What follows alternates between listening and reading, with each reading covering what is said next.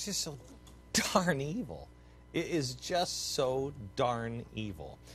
I want to go to Eric and talk a little bit about this story that Amy reported at the top, which is this Egyptian Nazi party.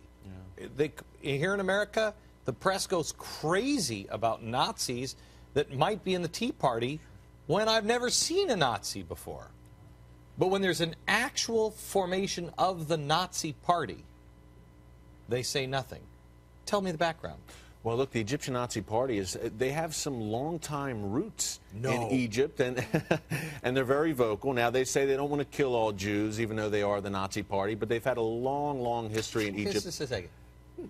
Nani, when you hear this, because you were there, yeah. When you hear this, how insulting is that we're in the Nazi Party, yeah. We believe the master race is Egyptian, but we don't want to kill all the Jews? Unfortunately, Egypt and the Muslim world, the Arab world, is so hateful of Jews. It's unbelievable. It's almost synonymous of being a good Muslim. That's because I grew up watching mosques, listening to the Friday prayers, Glenn, and all of it is about hate, total, pure hatred.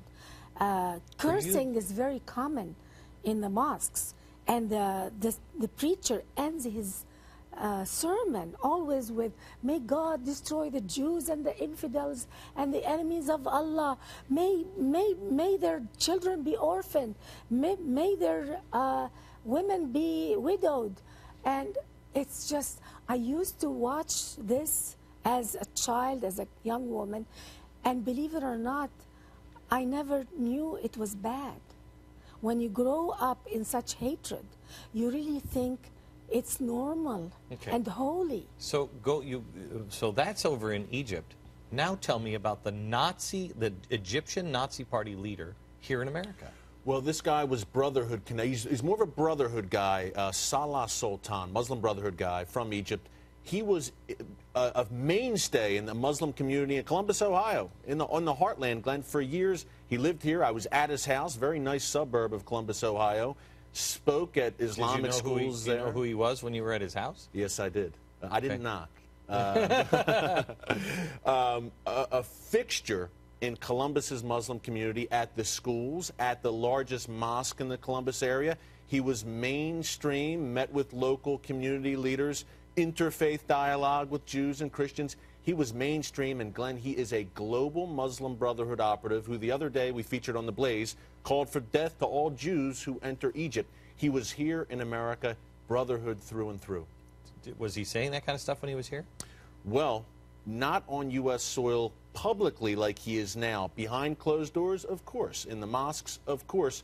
But then in 2007, 2008, became more vocal. Long story short, appeared on Saudi television and blamed 9/11 on the Jews. That was the beginning of the end here for him in America. Now he's in Bahrain. Now he's back in Egypt. So he's around the Middle East. But he was here for years. Mainstream guy. What does it say to you, Nani, that everybody's starting to say these things out loud anywhere and they don't care? But it's very common in the Muslim world. They curse the Jews, go kill them, and you wonder why there are thousands of Muslim men who are ready to go kill themselves just to kill Jews. This is the normal, that's why we have terrorists. Let me play the sound bite in case you missed it. Here it is. ويقتلون أبناءنا. سنعيد الفتوى التي قلناها في مؤتمر جامعة القاهرة سنة 94 بعد قتل 60 وهم ساجدون في الحرم الإبراهيمي، وما قتل عندنا من المصريين منذ المعاهدة إلى الآن يزيدون عن 140 قتيلا قتل عمد من الصهاينة. أقول في مقابل ذلك، قلت يومها يجب أن يقتل أي صهيوني سائح أو غيره يدخل إلى الكيان الصهيوني إلى مصر. لا نقتل سائحا من أي بلد. نحن نقول الفتوى مخصوصة بهؤلاء الصهاينة الذين دمروا أرضنا وبلادنا وقتلوا أبناءنا وأسالوا دماءنا على أرضنا. So who does that involve? Can I go to Egypt? I was just in Egypt. Could I walk in Egypt now? No, you cannot. I mean, a few months ago, you would have been able to walk in Egypt. Honestly, in December 2010, if you would have told me about the Caliphate, I would have said, I don't think so. No way. That's how quickly things have moved. Very interesting. You didn't watch my show then. No. Well, that was January. We started talking about, come on. But Salah Sultan, a little interesting side note here, Glenn, actually agreed to an interview with me, the guy we just saw, over email. But once he found out who I was, I guess he Googled my name. He kind of backed off. Same with several Hizb ut-Tahrir leaders. Why is it Hizb ut-Tahrir based in Chicago? The key thing about that Chicago base is that that city, for years and years, has been a base, has been a hub for radical Islam. Massive Hamas support infrastructure there. Many arrests there, Glenn, of Hamas supporters, Hamas leaders in and around the Chicago area. Any doubt that the president doesn't know this? Of course he knows. Of course, he was there for 20 years. Of course he knows about it. He knows the radicalism in Chicago's community. Glenn, I was there last year investigating another case in a Pakistani neighborhood in North Chicago. Long story short, these guys were trying to fund the Taliban, work with the Taliban. One of them was involved in the Mumbai attacks. Went to the neighborhood in North Chicago. Honestly, felt like I was in Afghanistan. The men were in Taliban-style garb, a very radicalized area. This is in the heart of Chicago. Okay. So, Nani, let me go to the Christian that is in Iran. I can't believe that this happened in the streets of St. Louis, where a guy, an Arab man, a Muslim, has the Star of David carved into his back. But we also have in Iran and in Egypt the persecution of Christians. Yes. You have the persecution here of Christians, I believe, and all faiths by the left of our nation. But it's different over there. The Coptic Christians, let's start with the Coptic Christians in Egypt. It's an awful situation. I think since the revolution started, there's about 190,000 Coptic Christians who left the country, Where'd they ran go? away, all over the world. I'm not sure exactly, but there is also the problem of people who are leaving Islam in Egypt, who are contacting me, pleading with me, how can we come to America? Because if my family just sees my Bible that I'm hiding under my bed, they will kill me. And Are the moderate Muslims here in America worried? worried about What's going on? Seeing what's happening over... unfortunately, the moderate Muslims or those who don't like to do violence, Muslims who don't like violence, they are silent. They are silent, and that is something that they're silent against what's happening to the killing of apostates. They're silent about the stoning of women. That's happening in the name of Islam. All of this is happening in the name of Islam. Only Zoji Jasser, one or two Muslims in America who are speaking, and they are still considering themselves Muslims. You know who controls the conversation in the Muslim community in America? The Muslim Brotherhood. That's not just me saying that. The Muslim Brotherhood's own documents, uncovered by our FBI, named several leading American Muslim groups you see on CNN, New York Times, quoted as moderates. The Brotherhood themselves name these groups as, quote, friends of our organizations. These are our people.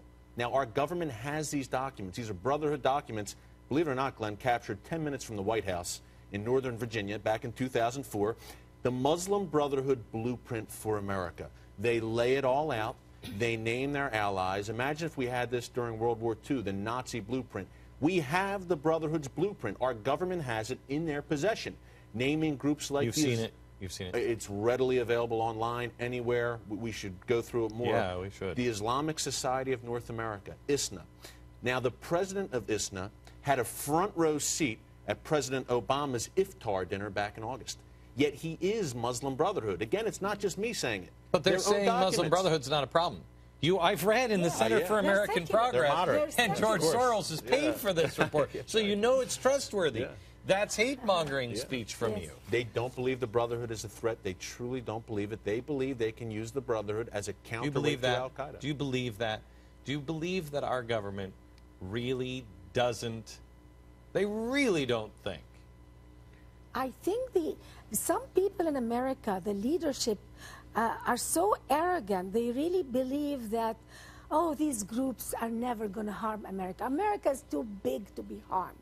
But they don't know that in the 7th century, there was a superpower, and it was a Christian nation called Egypt.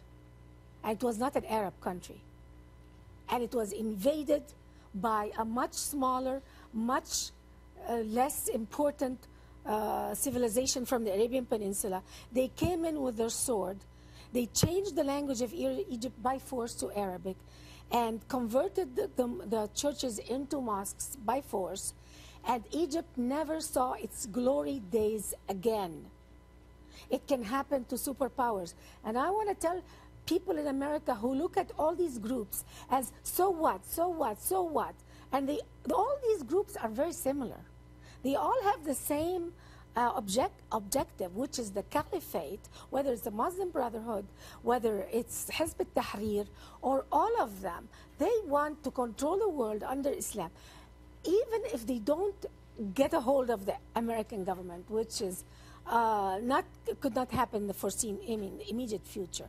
But they can start very soon with subversive activities, with Muslim citizens who were born here, with propaganda against the government. We could very soon see a Chechnya-style movement in America for a separatist movement. We are discriminated against in America, and well, they're already saying that, and you have that. I mean, quite honestly, you have that being said now, right just down the street here on Wall Street. And Europe. Look at Europe, the blueprint Western Europe. Exactly right. Yeah. Tell me one more question, then I'm going to get to some solutions here after the break. But tell me the connections between the left and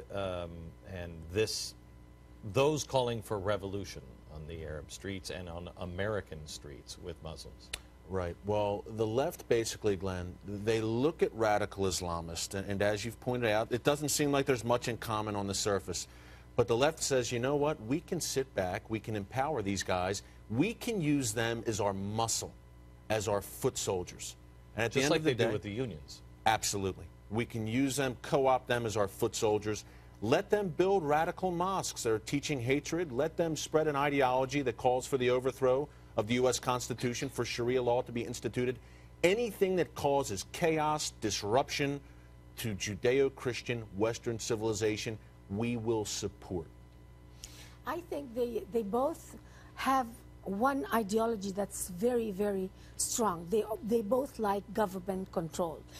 Islam can only exist through the government enforcement, through Sharia law, which is it's a kind of religion that's imposed from the top to the bottom. It's not like Christianity, which comes from the bottom up. Christianity represents freedom, and that both the far left, and Islam they don't like religions that give freedom to man. They like control. They like the religion to be from the top to the bottom. Which sounds awfully a lot like the left. Yeah, and that's a great point Nani makes. Islam, and I've talked to radicals, Islamic radicals, who have told me, look, this is much more than a religion. This is an all-encompassing ideological system that dominates every single aspect of your life.